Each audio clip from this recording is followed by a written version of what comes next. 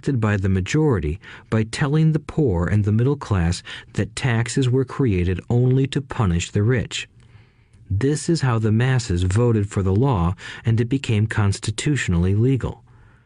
Although it was intended to punish the rich, in reality it wound up punishing the very people who voted for it, the poor and middle class.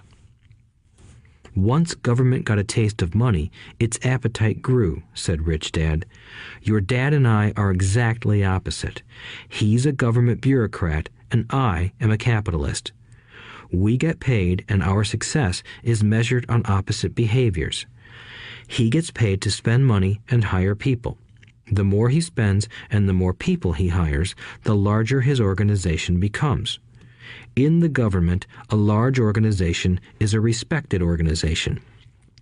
On the other hand, within my organization, the fewer people I hire and the less money I spend, the more I am respected by my investors. That's why I don't like government people. They have different objectives than most business people. As the government grows, more and more tax dollars are needed to support it. My educated dad sincerely believed that government should help people. He loved John F. Kennedy and especially the idea of the Peace Corps.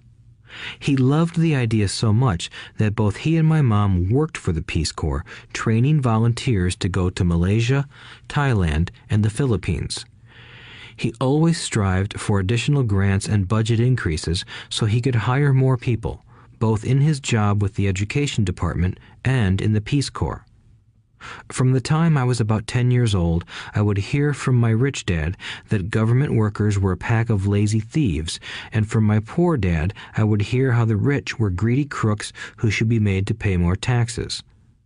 Both sides had valid points. It was difficult to go to work for one of the biggest capitalists in town and come home to a father who was a prominent government leader. It was not easy to know which dad to believe. Yet, when you study the history of taxes, an interesting perspective emerges. As I said, the passage of taxes was only possible because the masses believed in the Robin Hood theory of economics. Take from the rich and give to everyone else. The problem was that the government's appetite for money was so great that taxes soon needed to be levied on the middle class, and from there it kept trickling down. However, the rich saw an opportunity because they don't play by the same set of rules. The rich knew about corporations, which became popular in the days of sailing ships. The rich created the corporation as a vehicle to limit their risk to the assets of each voyage. The rich put their money into a corporation to finance the voyage. The corporation would then hire a crew to sail to the New World to look for treasure. If the ship was lost, the crew lost their lives, but the loss to the rich would be limited only to the money they invested for that particular voyage.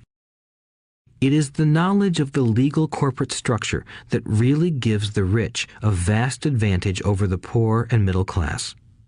Having two fathers teaching me, one a socialist and the other a capitalist, I quickly began to realize that the philosophy of the capitalist made more financial sense to me. It seemed to me that the socialists ultimately penalized themselves due to their lack of financial education. No matter what the take from the rich crowd came up with, the rich always found a way to outsmart them. That is how taxes were eventually levied on the middle class. The rich outsmarted the intellectuals solely because they understood the power of money, a subject not taught in schools. How did the rich outsmart the intellectuals? Once the take from the rich tax was passed, cash started flowing into government coffers. Initially, people were happy. Money was handed out to government workers and the rich. It went to government workers in the form of jobs and pensions, and it went to the rich via their factories receiving government contracts. The government received a large pool of money, but the problem was the fiscal management of that money.